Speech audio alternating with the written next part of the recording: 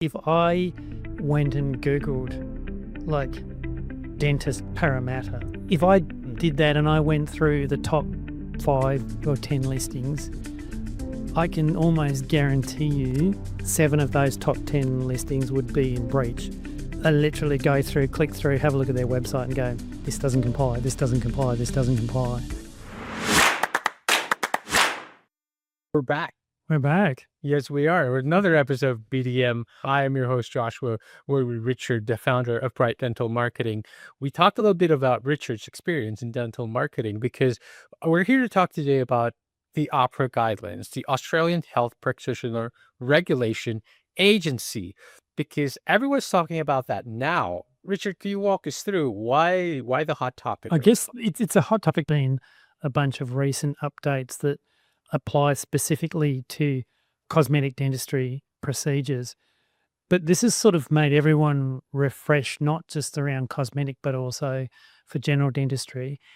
And also some of these changes for the cosmetic dentists actually affect almost every dentist that we work with, because even most dentists offer what AHPRA calls cosmetic dentistry services. So most dentists do have Invisalign or veneers as part of their service offering. So they get caught by it. And especially now that the cosmetic industry is booming. It's like, it's massive right now. And it's only proper and appropriate for guidelines to start covering this essentially. But how big is the updates of the guidelines covering the cosmetic? It's like, did the guidelines double overnight? They got extremely strict literally overnight. Like there was previously, there's some general advertising guidelines, like, you know, not to use testimonials and you know, there's a whole list of those that we covered off on and we always work with our clients on. But these latest ones are really strict, and not just strict in the sense of what you can and can't say, but actually like specific requirements. It's quite important that we lay that foundation right now, because you're talking about it got stricter for cosmetic industries, but also is an advertising or general advertising when it comes to dental marketing. What do most dentists think about what AHPRA applies to? What are the misconceptions there versus what it actually is? Yeah, so I think probably one of the biggest issues we have is the guidelines are called guidelines for advertising. Advertising people think of as television advertising or Google ads or Facebook ads, right?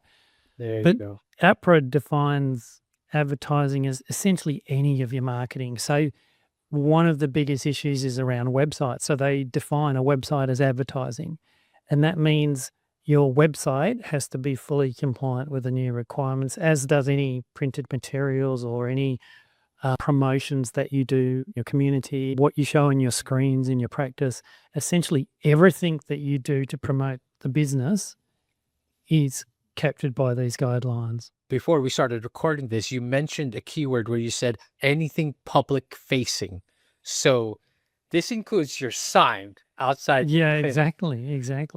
And can I just make a point here? What's interesting is, you know, you asked me why it's such a hot topic, because literally if I went and Googled like dentist parameter, which is kind of where our office is located, if I did that and I went through the top 5 or 10 listings, I can almost guarantee you that 7 of those top 10 listings would be in breach.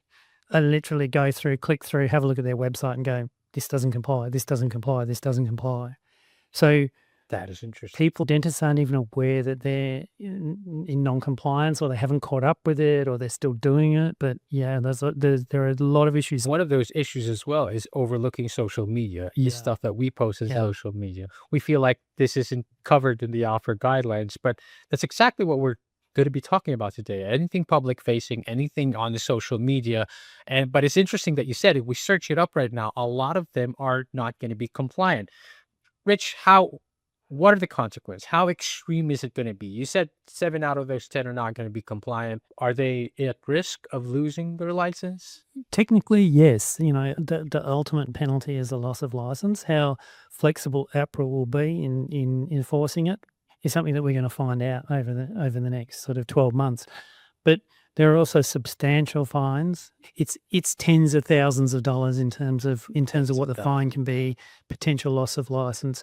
It's also the reputational risk, being pinged and AHPRA's taking you and giving you the fine, and suddenly you're appearing on the front page of the dental magazine, but you're also kind of appearing Oh my God. in some cases might be caught up in real world media. It could be business destroying for a dentist. Well, no one wants to be made an example. That's exactly, Right, and you know, that's what I it's- think at some stage there will be examples made of. They will actually, There you they're go. not just going to sit back and let this happen. They will take action and make examples of some of the businesses. Well, that's why we're tackling this today. We want to make sure that your dental practice and your clinics are SIG compliant. You're not the clinic that will be made an example of. We're going to try and tackle a few little bits of example here today. And you talk about Google reviews. We talk a little bit about signs on the website that we're going to put up. So, Richard, let me surprise you a little bit. I'm going to show you a few examples. Okay. Like a quiz, but no time pressure. I'll share a few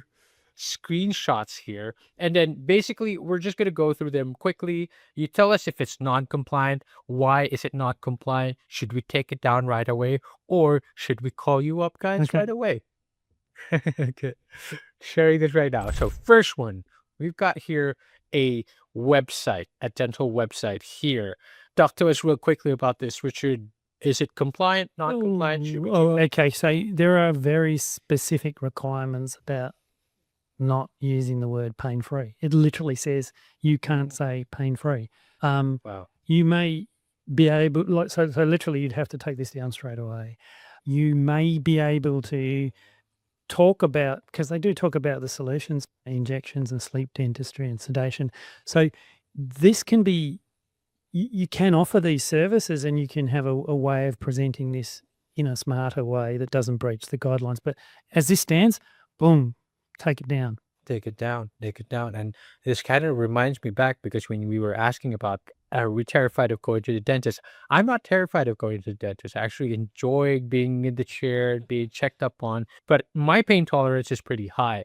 And I'm starting to think like, not everyone has the same pain tolerance. So the management and navigation around that is different, but you cannot say pain-free because it's not pain-free. Yeah, exactly. And as you say, that it's kind of AHPRA guidelines is specifically referred to people's different tolerances for pain, and therefore you can't say pain-free. You can talk about how you help to minimize pain. So there are, as I say, there are ways to present this and deal with this. But certainly this one is a, no-go. Can't use that. No-go, crossing the line. Yeah. All right. Oh, that's in our area We'll too. move It's on in to the next. Parramatta. So there you go. Oh, yes. Okay, I'm glad you knocked out the brands there. Okay, how about this one? Everyone puts up before and after here. But it seems what do you call this? Harmless, right? I put up a before, I put it up and after, and it looks good. What's wrong with this is if there is. Okay, so firstly, there's quite a few requirements around this, and it's hard to go into all of them in this podcast. But one of the things is has there been any cheating in terms of the lighting and the presentation? In this case, to be honest, these look pretty similar, and I don't think you'd run into any problems with this. But there are some other quite specific requirements that are missing here. One is we don't have the registration number of the dentist who did this or the name of the dentist who did it. We don't have how long the before and after was taken. Yeah, so there's kind of like quite specific and tight requirements on the presentations and before and after. I'm guessing this is the veneers, which is a high. It's not just teeth whitening. This is definitely a high risk cosmetic. For me, in the layman's, I didn't know that you had to put the name, the time, registration numbers. Again, it all seems harmless that we're just putting these up because they look beautiful, but then those are practically, overlooked. Imagine someone looking at this and thinking, "Oh, that's awesome! I can get that instantly." And in reality, it's taken 6 months of procedures and 6 months of recovery. I'm not saying that's the case here, but they're particularly looking at that presentation of what it is and what the risks are, and how quickly this is going to happen, the recovery process. That's very interesting. Be specific about it. Put up everything in there, because otherwise we wouldn't have known. We're not even touching up on the little cheating, maybe putting a filter on it. We're putting on the light. Yeah, totally, totally. In most cases, when I look at those sites, in this kind of case where it's just the mouth, it's a bit hard to tell, but often they're full face ones. And as a marketer, we want to have full face pictures, right? This doesn't really tell the full story, and you want to show before unhappy, after happy, but we have to be really careful in terms of how we present that. All right. Okay. We'll move on to the next one, Richard, and tell us a little bit about this. These are Google reviews. Okay, Google reviews. So, I mean, again, like I enjoyed my dentist. I like them. They're good. I go after my appointment with them. I go home. I put in their best dentist ever. I love him. Very life-changing. To me, as a patient, that to me is harmless. That does the business good. Is there anything wrong with these reviews? Okay, there's a few things that go around reviews, and firstly is if a review's on Google, you can't change that review, right? So, yes, you've got a positive review on Google, fantastic. But what AHPRA does is it says you can't take a testimonial and use it in your own marketing. So in this case, what's happened is this looked like a website. They've taken the reviews on the Google and then they've included them on their website. You can't do that. There's some fuzzy areas around which we can get into in a more detailed conversation. But essentially, there are some, if it goes to the clinical nature, then you can't do it. And if it's about a high risk cosmetic procedure, you 100% can't do it. This is in breach and probably considered quite a serious breach. So no, you can't do that. Wow. I think there's a little bit of wiggle room around this, but in general dentistry, in high risk cosmetic, there's no wiggle room at all. But in general dentistry, the one on the left, the dental team were absolutely wonderful. Care was exceptional. That kind of doesn't really refer specifically to the procedure. So, specific review would get caught, but you're looking at very fine lines there. Very thin, very razor thin lines, it sounds like. But a bit of wiggle room too, because you're saying that so long as, I guess, the review is a bit general, but never ever talk about big procedures, and all the more don't put them up on your website. Yeah, you can't talk about any specific procedure if you were to put that up on your website. So I think the original guidelines for general dentistry used to say something like, it's not considered a clinical aspect, it's not considered to come under the clinical aspect definition if, for example, you were talking about how nice the staff were. As soon as you talk about if the transformation that they've had, so then it's clinical and you can't use it. It is a fine line, and you really need to talk to your marketing agency about how to make that work for you. I mean, there's a lot of details to go through on this one as well, and we've gone through websites, Google reviews. How about we move on? I believe this one is an ad, if I'm not mistaken. Yes, it's an ad, and again, this looks to me harmless, but what should we take this down? What's wrong with it? Okay, this one's okay. So this one looks like probably a Facebook ad. Does this refer to a specific procedure? No, but I would say you still got some issues around this that would need to be carefully considered. One is the implication, like those are clearly stock photos, right? So there's an implication though that these are the real patients, because you're talking about reviews. In that case, it's misleading because they haven't delivered those smiles that appear in the photos. I would be very cautious about using this and probably just say, don't do it. Well, first of all, again, for me, it looks okay, looks harmless, but it makes sense. You're misleading them because you're saying that these are our customers, but these are actually stock photos. Yeah. So that's a pretty major one. even though it feels like a minor. Yeah, exactly. Well, that's all that stuff is really, really interesting. I'm glad you allowed me to go through all of that with you, Richard. I want to touch a little bit now on the cosmetic industry, because the cosmetic industry is a hot topic right Yeah. now. Cosmetic dental marketing looks like, it's all beauty content, lifestyle influencer stuff. Why does AHPRA in particular push back when it comes to cosmetic dentistry? Okay, so I think if you look at their reasoning behind it, is there have been a lot of players in the dental industry who have been going pretty hard in Meta and Instagram ads, in particular, using quite emotional and lifestyle content, and haven't really been covering off on the basics, like the risks involved, the time it takes, and all that sort of stuff. I think AHPRA's come down with a big hammer because of how pushy some of that marketing is.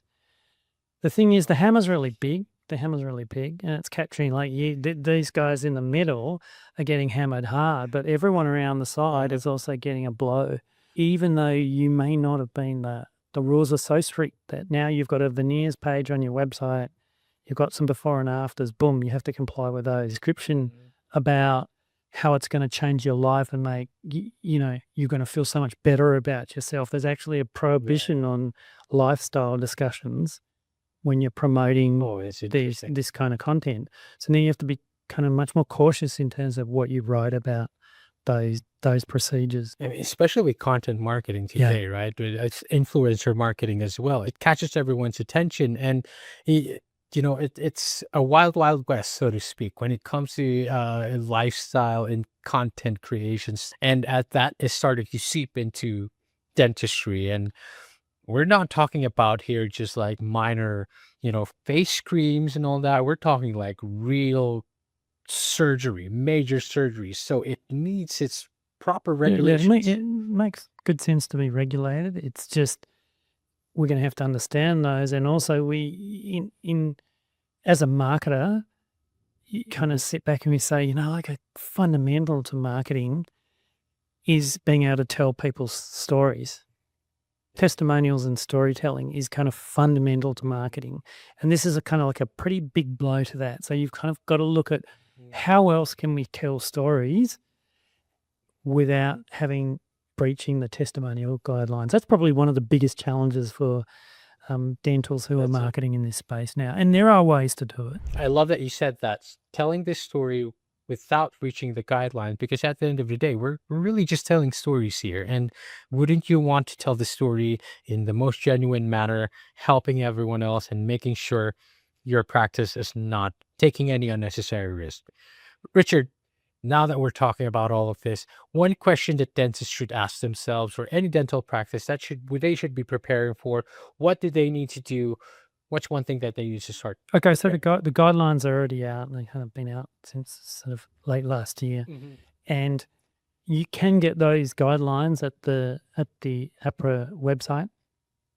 So you can download. You'll need two sets of PDFs. You need the general dentistry guidelines and the high-risk cosmetic services guidelines, because I can guarantee you're probably you're undoubtedly offering the high-risk cosmetic services as well. Now, at Bright Dental Marketing, we've also done a checklist which kind of combines those into a single, easy to read and easy to understand checklist, which we can provide to dentists. That's just a free download.